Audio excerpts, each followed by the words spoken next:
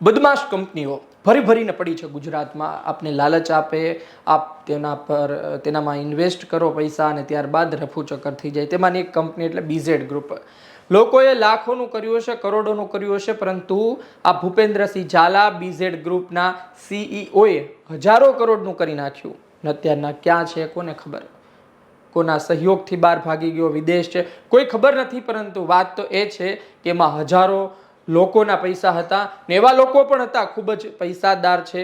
કોઈ ક્રિકેટરના મોટી માત્રામાં પૈસા હોય તેવી પણ વાત ફરી રહી છે, પરંતુ હાલ તો કોઈ તથ્ય સામે આવ્યું નથી.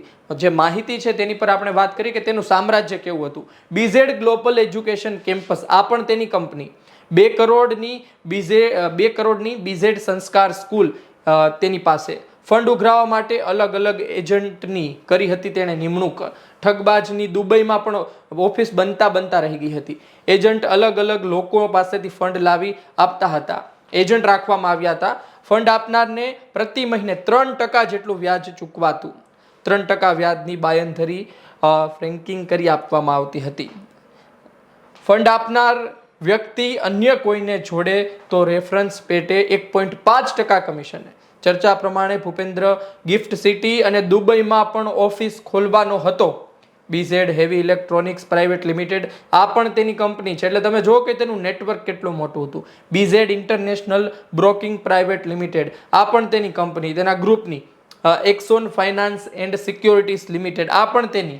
એટલે કે તમે જોશો કે આ સામ્રાજ્ય આમ જ ઊભું નથી થયું. બીઝેડ ગ્લોબલ એજ્યુકેશન કેમ્પસ, તે પણ તેની.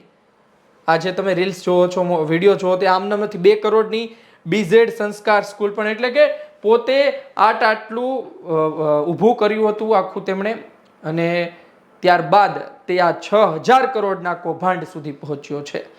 ને આ જે તમામ વસ્તુઓ છે તે આજકાલથી નહીં પરંતુ વર્ષોથી ચાલતી હતી તેવું પણ કહેવામાં આવે છે. મોટા રાજકારણી, મોટા ક્રિકેટરના પણ આમાં પૈસા હોવાની વાતો અત્યારે ફરી રહી છે. કોણ છે ખબર નથી, પરંતુ ચર્ચા ચાલી રહી છે. આટલા હજાર તમને મોટી મોટી ઓફર આપે, સારું એવું વ્યાજ આપે, તમને 12%, 15% સુધી પહોંચી જાય, 10% સુધી, તો કોણ પૈસા ના મૂકે? ડબલ થતા હોય પૈસા તો કોણ ના મૂકે? અને જેની પાસે એટલો બધો પૈસો હોય એ શું કામ ના મૂકે? એટલે બહુ લોકો ઇન્વેસ્ટ કર્યા પૈસા, પરંતુ હવે ભૂપેન્દ્રસિંહ ઝાલા રફુચક્કર થઈ ચૂક્યો છે.